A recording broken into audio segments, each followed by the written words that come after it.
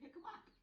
So since the COVID-19, I am unable to come into everyone's home and personally set up your incubator or your hatching kit, or in this case, your brooder box with your chicks. And so I'm just going to quickly guide you through setting this up and getting everything ready and going for the chicks. So this is the box that you will have delivered. It has a snap-on lid that has a mesh wire here so that you can leave it closed at all times and the chicks cannot fly out. Now, your brooder either came with a heater such as this black one in here, or possibly a yellow and black, or an orange and black similar to this. So I'm going to start with showing you how to set up the larger black heater.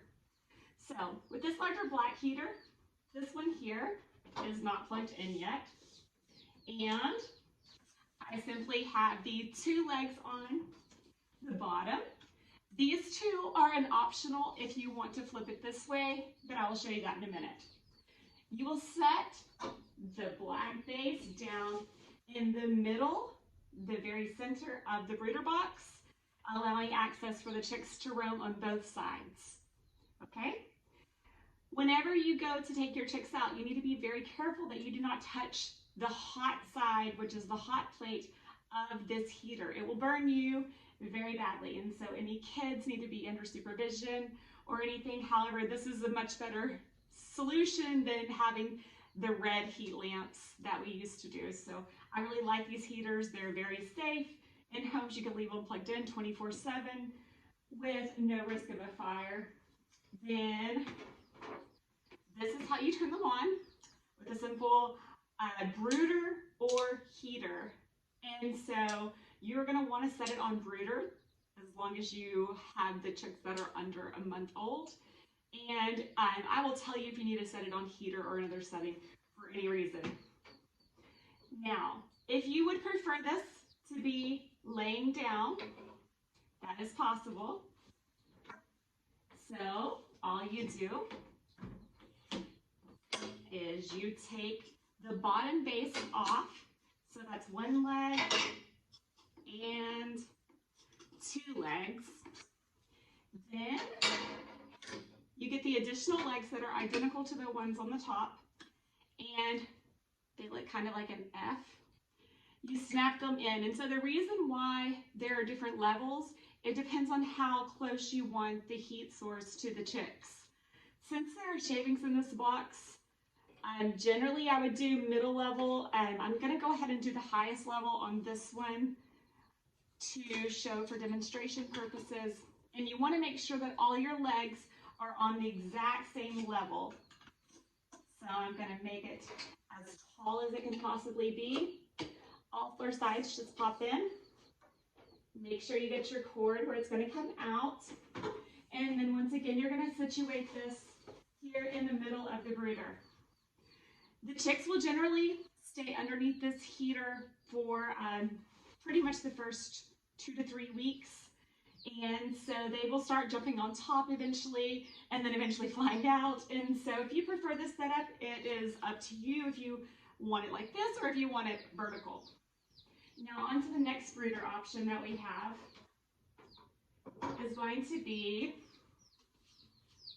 this one, which I said would come in yellow and black or orange and gray.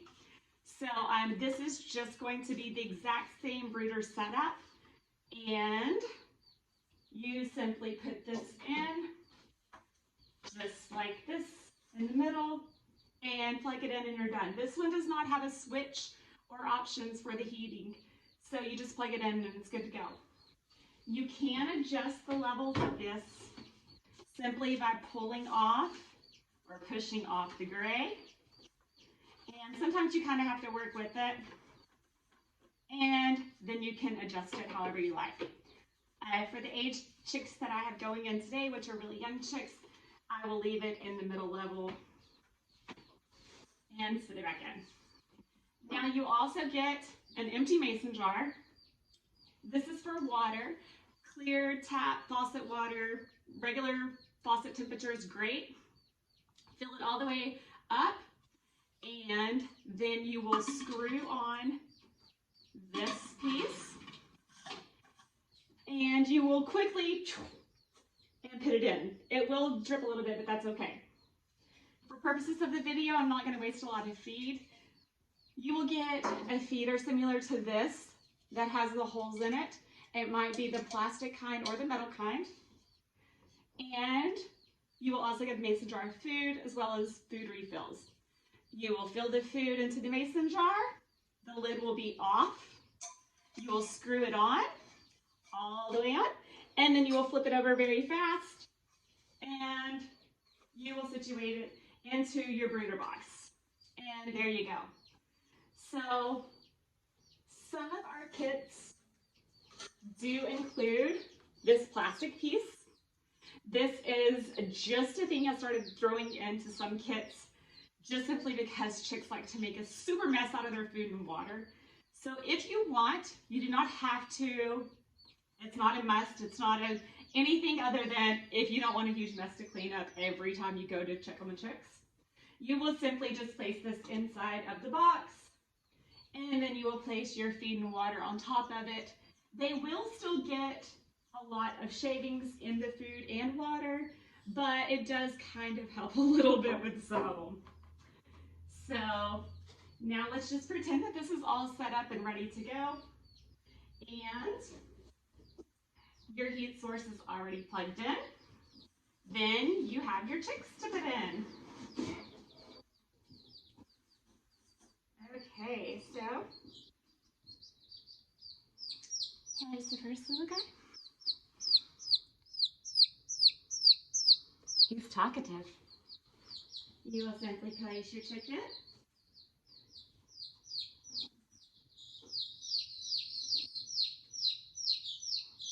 Here's the next one.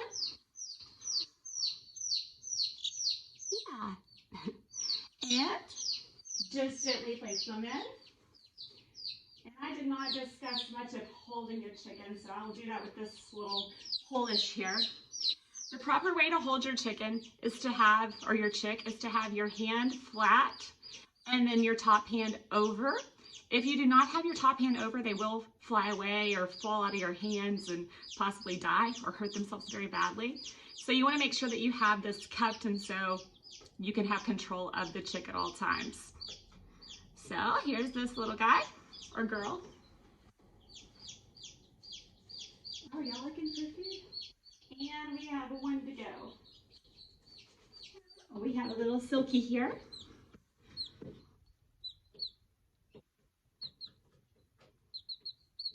All right.